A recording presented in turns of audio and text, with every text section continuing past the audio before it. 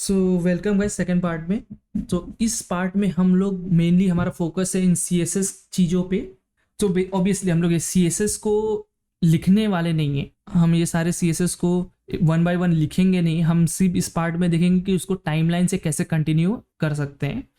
आपको जिस टाइप का भी डिज़ाइन चाहिए आप सी एस एस से बना सकते हैं। एक और चीज़ जो मैं लास्ट टाइम में भूल गया था कि आप देख रहे हैं कि यहाँ पर हल्का सा एक टेक्सचर है। सो मैं वो भी बताऊंगा कि आप खुद का टेक्सचर कैसे लगा सकते हैं। सो मैं इस वीडियो में हम लोग बेसिकली सिर्फ ये एनिमेशन देखेंगे टाइमलाइन से कनेक्ट करके, हमने कैसे बनाया है वो नहीं देखेंगे। सो देखते हैं हमने इन सी एस एस को कैसे कनेक्ट किया है। सो स्टार्ट करते हैं। तो मैं लास्ट टाइम बताना भूल गया था कि आप इनका इस कार की अलग अलग प्रॉपर्टीज़ भी से भी यूज़ कर सकते हैं। तो सपोज़ मैंने इस पार्ट पे क्लिक किया और मैं चाहता हूँ कि ये कार मैट इफेक्ट में आए, ग्लॉस में नहीं, तो ये कम चमकेगी।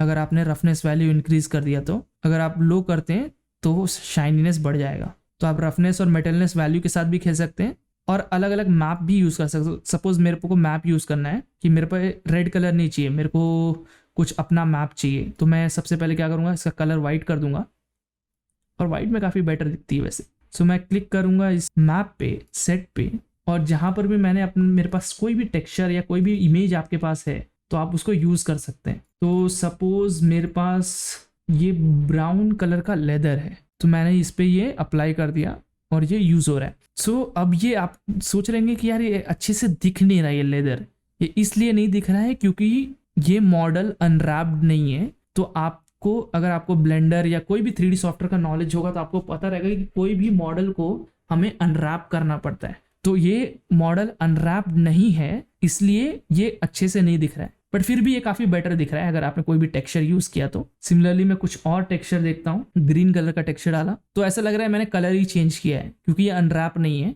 तो आप अनरैप करके इसको देख सकते हैं कि कौन सा बेटर दिखेगा। और जैसे ही आपका हो गया तो सेम एक्सपोर्ट में जाइए, GLB एक्सपोर्ट में, और एक्सपोर्ट करके और जो scene.glb फाइल डाउनलोड होगी उसको अपने प्रोजेक्ट में रिप्लेस कर दीजिए तो आपका वो फाइल दिखेगा। सो हमारे CSS से स्टार्ट करने से पहले हम देखते हैं हमने लास्ट वीडियो में क्या बनाया था।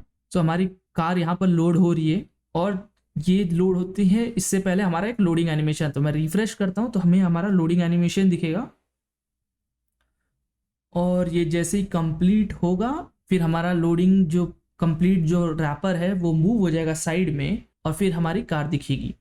सो ये मूव हो गया, हमारी कार दिख रही है। अब हम फर्स्ट सेक्शन से सेकंड सेक्शन जाएंगे और ये स्नैप होना चाहिए, तो मैं सिर्फ हल्का सा व्हील मूव करूंगा डाउनवर्ड तो ये मेरा सेक्शन स्नैप होगा। तो मैं थर्ड सेक्शन पे, फोर्थ सेक्शन पे हूँ और मैंने फिफ्थ और सिक्स्थ पे कुछ किया नहीं है। सो सिमिलरली आप फोर्थ से थर्ड जा सकते हैं, थर्ड से फिफ्थ, सेकंड और फिर फर्स्ट। सो अब हम अपने CSS पे काम करते हैं और 5 और 6 पे हम काम नहीं करेंगे। आपको आइडिया हो गया कि कैसे बना सकते हैं, तो मैं 5 6 हटा देता हूँ। सो अब मैं क्या करता हूँ कि जो भी चीज़ें हैं, कंटेंट है इन सारे सेक्शंस के, मैं कॉपी पेस्ट कर लेता हूँ क्योंकि ये CSS ट्यूटोरियल नहीं है। हमारा मेन काम था कि हमने वो प्रोजेक्ट को कैसे बनाया था, तो इस पार्ट में हम देखेंगे कि कैसे हम जो भी हमारा एनिमेशन है उसको लिंक कर सकते हैं। सो मैं क्या करता हूँ कि सारे CSS की चीज़ें कॉपी पेस्ट करके उनको सेटअप कर लेता हूँ।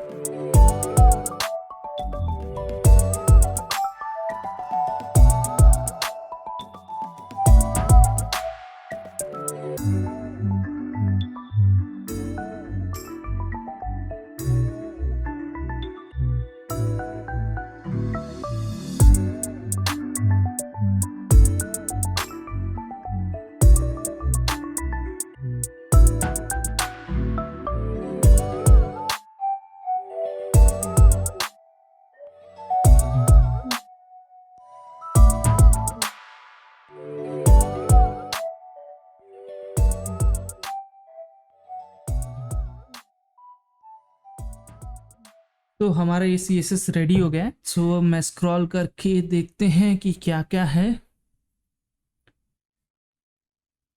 ये एक्चुअली ये जो टेक्स्ट है ये रोटेटेड है, बट मैंने इसको कमेंट किया, मेरे को एक चीज़ दिखाना है आपको। सो ये हमारा CSS रेडी हो गया।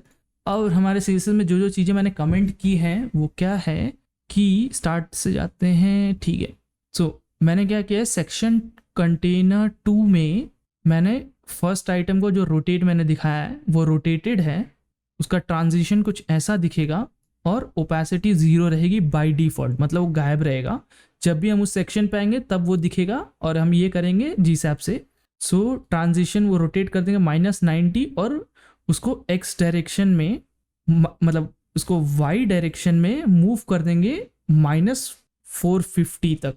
तो इसको अनकमेंट करते हैं। सिमिलरली सेक्शन 2 में जो सेकंड कंटेनर जो इस साइड का है, और आप वो सोच रहे होंगे कि यहाँ पर y क्यों लिखा है जबकि ये तो x होता है ना, बट यहाँ पर हमने 90 में रोटेट कर दिया है तो जो x था वो y बन गया है, इसलिए हमने यहाँ पर y लिखा है। सिमिलरली जो इस साइड का कंटेनर है, जो वैल्यू है सेकंड में जो ये है, इसको भी हम मूव करेंगे। सो इसको भी हमने मूव किया और ओपेसिटी 0 कर दिया। सिमिलरली हम थर्ड में भी हम क्या करेंगे कि ये पूरे सेक्शन को हम मूव कर रहे हैं, तो हम उसको -1000 मूव कर रहे हैं पूरा, जो कि ये एक पूरा है। इसको हम इस साइड में माइनस में मूव कर रहे हैं और सेकंड वालों को दूसरे डायरेक्शन में मूव कर रहे हैं, जो कि ये है। और अगर मैं अभी सेव करता हूँ तो सारी चीज़ें गायब हो जाएंगी। आपको दिखेगा कि कोई भी सेक्शन में कुछ भी नहीं दिख रहा है, सिर्फ फर्स्ट सेक्शन में छोड़ के, क्योंकि फर्स्ट सेक्शन में हम कुछ गायब ही नहीं कर रहे। तो यहाँ पर सब कुछ का वैसा है। सो अब हम इसको टाइमलाइन में कनेक्ट करते हैं। तो हम अपने index.css में जाते हैं, सॉरी index.js में जाते हैं, एंड में जाएंगे हम और हम स्टार्ट करेंगे अपने सेक्शन 1 से। तो सेक्शन 1 में जो हमारा ऊपर का कंटेनर है उसको हमने, तो ये हमारा फर्स्ट कंटेनर है, ये हमारा सेकंड कंटेनर है। सो हम लिखेंगे सेम 2, पेस्ट कर रहा हूँ और फिर मैं बताता हूँ क्या है। सो यहाँ पर है 2 सेक्शन 1 कंटेनर, ओपेसिटी उसको 0 हो जाएगी जब वो कब सेक्शन 1 के टॉप को हिट करेगा वो 0 हो जाएगा, वरना वो 1 रहेगा क्योंकि वो अभी दिख रहा है और हमको गायब करना है। तो हम इधर उल्टा कर रहे हैं।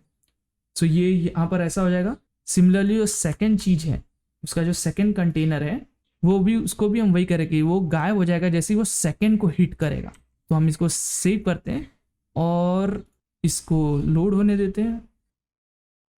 सो देखें जैसे मैं सेकंड पे जाता हूँ ये ओपेसिटी इनकी 0 हो जा रही है, तो ये ऐसा लग रहा है कि फेड हो रहे हैं। तो ऊपर के भी आइटम को देखेंगे, जैसे मैं सेकंड पे जा रहा हूँ वो फेड हो जा रहे हैं। तो वही मैंने यहाँ पर लिखा है कि जैसे ही इस पर्टिकुलर सेक्शन का जो टॉप है वो अपने व्यू पोर्ट के टॉप को हिट करेगा तो ओपेसिटी 0 कर देना। और वो एंड कब होना चाहिए, जब इस सेक्शन का बॉटम इसके टॉप को व्यू को हिट करेगा तब। सेकंड के केस में थोड़ा अलग है, हम बोल रहे हैं कि जो भी ये सेक्शन है, जो नीचे का कंटेंट है, वो हमारे सेकंड के टॉप को हिट करेगा तो ये होना चाहिए, क्योंकि ट्रिगर है। तो जब इसका टॉप इसके सेकंड के टॉप बॉटम को हिट करेगा तो वो स्टार्ट होना चाहिए, तो उसकी ओपेसिटी 0 हो जाएगी। और एंड कब होना चाहिए, जब इसका टॉप इसके सेंटर को हिट करेगा, तब तक वो गायब हो जाएगा। सो सिमिलरली हम थर्ड सेक्शन में देखते हैं, सॉरी सेकंड में देखते हैं। तो सेकंड का मैं सेम है वैसे ही है कि सेकंड सेक्शन का जो साइड का फर्स्ट कंटेनर जो साइड में लिखा है उसको क्या कर रहे हैं हम, ओके यहाँ पर थोड़ा इंटरेस्टिंग चीज़ है कि यहाँ पर आप चाहे तो आप यहाँ पर सारी चीज़ें लिख सकते हैं, बट मैं बहुत सारी चीज़ें रिपीट हो रही थी। 2 तरीके जो मैं यूज़ करता हूँ नॉर्मली वो है कि एक स्क्रॉल ट्रिगर में है कि ऑन एंटर ऑन लीव, मतलब जैसे ही आप उस स्क्रॉल ट्रिगर के एरिया में एंटर करोगे तो क्या परफॉर्म करना है और क्या नहीं परफॉर्म करना है। और वैसे ही रिवर्स में ऑन लीव है तो आप इन्वर्स में जाओगे तो आपको क्या परफॉर्म करना है, बट वो बहुत कॉम्प्लिकेटेड हो जाता है इन छोटी सी चीज़ों के लिए। तो उसके लिए एक और चीज़ है स्क्रॉल ट्रिगर में, वो है टॉगल क्लास। तो टॉगल क्लास क्या बोलती है कि जब भी तुम इस सेक्शन के अंदर आओ, जो भी इसके ट्रिगर के अंदर आओ इस रेंज में, ये वाली क्लास को इस पर्टिकुलर आइटम में ऐड कर देना। तो अब ये पर्टिकुलर आइटम जो है सेक्शन 2 कंटेनर, तो जाके देखते हैं क्या है सेक्शन 2 कंटेनर। सेक्शन 2 कंटेनर कहाँ गया, सेक्शन 2 कंटेनर। तो इसमें क्या बोला हमने, इसकी ओपेसिटी 0 है और इसको ये हमने ट्रांसलेट किया -450 में। सो हमने ओपेसिटी 0 की है और ये की है। फिर हम क्या बोल रहे हैं कि जैसे इस एरिया में वो आएगा, स्टार्ट और एंड के इसमें आएगा, तो वो क्या होना चाहिए, एक्टिव राइट स्पेसिफिक करके मैंने एक क्लास लिख रखी है, तो इसको सर्च करते हैं। वो क्या बोल रहा है कि रोटेट जी वैसे का वैसे ही रखना, बट ट्रांसलेट वाई को वापस 0 पे लेके आना और उसकी ओपेसिटी 1 कर देना और ये ट्रांजिशन उस पर अप्लाई करना। तो दोनों के लिए अलग ट्रांजिशन, ट्रांसफॉर्म के लिए अलग है और ओपेसिटी के लिए अलग है। तो ओपेसिटी हम 0.1 सेकेंड में कर रहे हैं और ट्रांसफॉर्म आप 0.5 में कर रहे हैं। तो यहाँ पर हम कॉमा यूज़ करके हम मल्टीपल ट्रांजिशन लिख सकते हैं। तो सिमिलरली मैं सेकेंड वाले के लिए, तो सेकेंड वाला काफ़ी ईजी है। सेकेंड का जो सेकेंड है बेसिकली, इसमें भी हम सेम एग्जैक्ट वही सब चीज़ें हमने लिख रखी है और हमने उसमें रीसेट पोजीशन कर रहे हैं। सिमिलरली हम रीसेट को टॉगल कर रहे हैं, तो देखते हैं रीसेट क्या है। रीसेट से बोलता है कि उसको 0 पे ला देना, कहीं भी हो वो डायरेक्ट 0 पे लेके आओ और ये एनिमेशन परफॉर्म करो, ये ट्रांजिशन परफॉर्म करो ओपेसिटीज। तो हम सेव करेंगे और सेव, ओके सेव नहीं किया हमने, यहाँ पर सेव करेंगे और जैसे ही ये रीलोड होगा, सो अगर मैं फर्स्ट सेक्शन से सेकंड में जाऊं तो देखिए दोनों वो सब आइटम्स आ रहे हैं और इसमें वैल्यू का कुछ तो गड़बड़ हुआ है, तो आप वैल्यू ठीक कर सकते हैं। और जैसे ही मैं इस थर्ड सेक्शन पे जाऊंगा तो ये वापस चले जा रहा है, मतलब टॉगल हो रहा है, जो क्लास है वो टॉगल हो रहा है। तो जब भी आप इस सेक्शन में होगे, स्क्रॉल ट्रिगर ये वाले क्लास को ऐड कर रहा है और जैसे ही आप इस क्लास से बाहर निकलते हो, स्क्रॉल ट्रिगर इसको निकाल देता है, तो वो अपने ओरिजिनल पोजीशन पे चले जाते हैं जो हमने CSS में डिफाइन किया है यहाँ पर। सो अगर मैं स्क्रॉल करूँगा तो वो अपने ओरिजिनल पोजीशन पे चले गए, तो जैसे ही वो ट्रिगर के एरिया में आएंगे वो वापस क्लास को ऐड कर दे रहा है। सो इस तरह ये टॉगल क्लास काम करता है। और इन सब में मैंने स्क्रब ट्रू ही रखा क्योंकि मेरे को डिले नहीं चाहिए था, इसलिए स्क्रब ट्रू है सब में। और सिमिलरली थर्ड और फोर्थ तो एग्जैक्टली ही सेम है, दोनों ही में रीसेट हो रहा है और उनका ट्रिगर भी उनके नाम से ही है कि जब भी वो ट्रिगर इस एरिया में आएंगे तो उनको रीसेट कर देना। तो अगर हम इसका देखेंगे, सो देखिए ये हो गया थर्ड सेक्शन और जैसे मैं स्क्रॉल करूंगा ये गायब हो जाएगा, मतलब ये उसके ओरिजिनल पोजीशन पे चला जाएगा।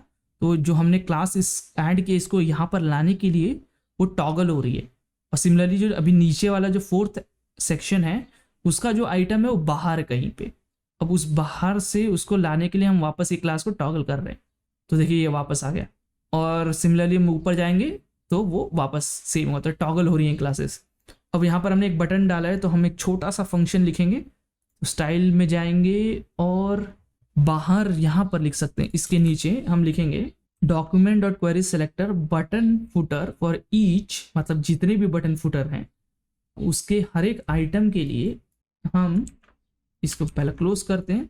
फिर हम करेंगे कि उस आइटम पे क्लिक इवेंट ऐड करेंगे, तो हम एक लिसनर ऐड कर रहे हैं। तो हर एक आइटम पे हम एक लिसनर ऐड कर रहे हैं। हमारे केस में एक ही बटन है बट आपके पास मल्टीपल बटन होंगे और जिसपे आपको करना है तो आप कर सकते हैं। सो आइटम पे हम एक इवेंट क्लिक इवेंट ऐड कर रहे हैं, आइटम पे हम एक इवेंट लिसनर ऐड कर रहे हैं और हम लिखेंगे, हम सबसे पहले हम लेंगे मेन कंटेनर को लेके आएंगे क्योंकि हमारा स्क्रॉल किस में, मेन कंटेनर में।